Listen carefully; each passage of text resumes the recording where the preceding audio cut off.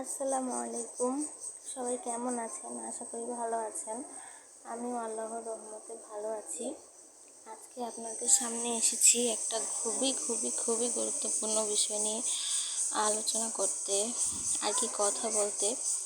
সেটা হচ্ছে, আমরা সবাই কম বেশি কিন্তু চিন্তায় থাকি। এখন ধরেন, আমার অনেক আপুরাই আছে যারা অবিবাহিত, বয়স হয়ে গেছে, বিয়ে হচ্ছে না, কিংবা ফ্যামিলি থেকে বিয়ে দিতে চাচ্ছে, বিয়ে হচ্ছে না, কার সাথে রিলেশন নেই, কিন্তু তবুও কোনোভাবেই কিছু হচ্ছে না। আসলে এই একই সমস্যায় আমিও ছিলাম। আল্লাহর রহমতে আমি এখন সেই সমস্যা থেকে মুক্তি পেয়েছি এবং অনেক ভালো আছি। তাই আমি কিছু আমল করেছিলাম, কিছু আমলের ফলেই হচ্ছে আমার বিয়েটা হয়েছিল। আমি ঠিক যেমন বর চেয়েছিলাম, আলহামদুলিল্লাহ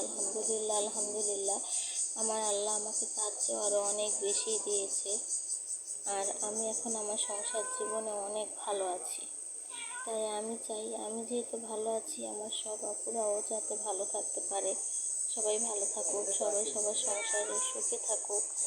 সেজন্য আমি ভাবলাম যে আমি যে আমলগুলো করেছিলাম সে আমলগুলো আপনাদের সাথে শেয়ার করি। আর এমনিতেও যেহেতু রোজার মাস চলছে, তাই রোজার মাসে আমরা সবাই কিন্তু কম বেশি আমল করেই থাকি। আর এই সময় যদি আমি আমলটার কথা বলি, তাহলে হয়তো বা আপনারা অনেকেই করবেন। আর সবচেয়ে বড় কথা হচ্ছে, এই আমলটা আমাকে এক হুজুর বলেছিল।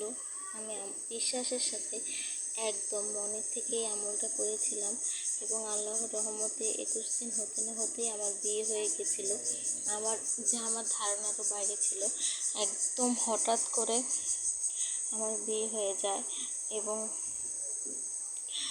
আমি বিশ্বাস করি যে আল্লাহ সব কিছু ঠিক করে রেখেছেন এবং আমি আল্লাহর উপর বিশ্বাস করে আমলটা করেছিলাম এবং আমার মনে হয় যে হয়তো এই আমলটা সাহায্য করেছে বিয়েটা হওয়ার জন্য।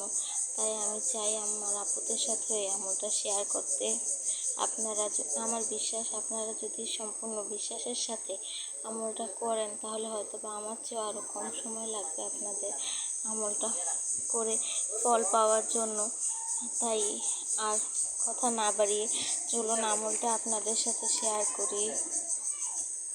আমলটা হচ্ছে আমাদের পরিচিত সব দোয়াগুলোই, কিন্তু তবুও হচ্ছে একটা নিয়ম মেনে আমি করেছিলাম। সেটা হচ্ছে, আমরা যারা মুসলমান আছি, আমরা তো 5 ওয়াক্ত নামাজ পড়েই থাকি।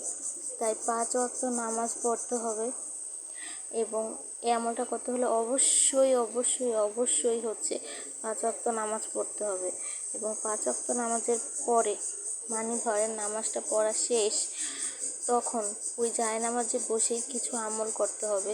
সেই আমলগুলো হলো: আস্তাগফিরুল্লাহ 200 বার, দুরুদে ইব্রাহিম 50 বার, দোয়া ইউনুস 50 বার, ইয়া ফাত্তাহু 41 বার, ইয়া লাতিফু 200 বার, বাকারার শেষ 2 আয়াত 3 বার, আসমাউল হুসনা আল্লাহর গুণবাচক নামসমূহ 3 বার, ইয়াসিন সূরা ইয়াসিন 1 বার। তারপরে মুনাজাত নিতে হবে। আস্তাগফিরুল্লাহ যে আমাদের জন্য কত ফজিলতপূর্ণ, এটা তো আমরা সবাই জানি। তাই 200 বার আস্তাগফিরুল্লাহ যদি আমরা পড়ি, তাহলে এভাবেও আমাদের গুনাহগুলো সব দূর হয়ে যাবে। আল্লাহ যদি মাফ করেন, তাহলে আমাদের গুনাহগুলো মাফ হয়ে যাবে এবং আমরা আল্লাহর তরফ থেকে সাহায্য পাবো। দুরুদে ইব্রাহিম, দুরুদ শরীফ ছাড়া আমরা জানি যে কোনো দোয়াই হচ্ছে কবুল হয় না, ঝুলতে থাকে। তাই সেজন্য দুরুদে ইব্রাহিম পড়লে তো আমাদের দোয়াগুলো কবুল হয়ে যাবে। দোয়া ইউনুস, যেহেতু আমরা একটা বিপদের মধ্যেই আছি, কোনোভাবেই আমাদের বিপদটা সমাধান হচ্ছে না, তাই দোয়া ইউনুস পড়লে অবশ্যই আমাদের বিপদটা আল্লাহ দূর করে দিবে। আর ইয়া ফাত্তাহু আর ইয়া লাতিফু, এই দুটো হচ্ছে বিয়ের জন্যই দোয়া। 41 বার হচ্ছে ইয়া ফাত্তাহু, আর লাতিফু হচ্ছে 200 বার। এটা পড়লে আমরা অবশ্যই এর ফজিলত পাবো। বাকারার শেষ 2 আয়াত সম্পর্কে তো আপনারা সবাই জানেন যে এটা কত ফজিলতপূর্ণ দোয়া। এটা হচ্ছে আমরা 3 বার পড়ব।